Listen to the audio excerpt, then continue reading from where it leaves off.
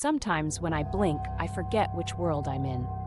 The first time it happened was the night after I volunteered for that sleep study, the one they said would pay for my textbooks if I just let them stick a few electrodes on my scalp. They called it lucid dream induction. I called it a free nap.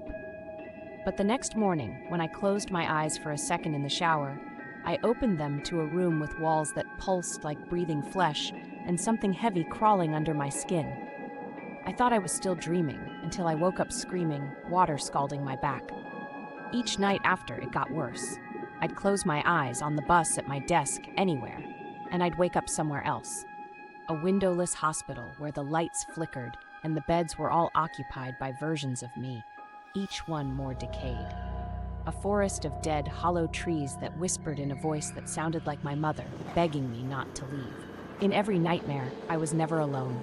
Something always waited just behind my shoulder, breathing with me, learning to match my heartbeat. I tried to stay awake for 48 hours, but exhaustion won. When I finally passed out, I saw her, the technician from the sleep study, her face melting into a black, featureless void. She told me I'd been chosen because my brain was receptive. She said they needed someone to bridge the gap, someone who could slip between dreams. "You're not waking up in someone else's nightmare," she whispered. "You're the nightmare. They're waking up in you." Now every time I close my eyes, I feel them. Strangers, trapped in my mind, screaming to wake up. I see flashes of their lives, their terror, their desperate attempts to claw their way out. I can't control it. I can't stop it.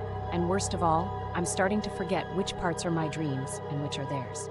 If you ever get asked to volunteer for a sleep study, say no, because once you become the nightmare, there's no waking up.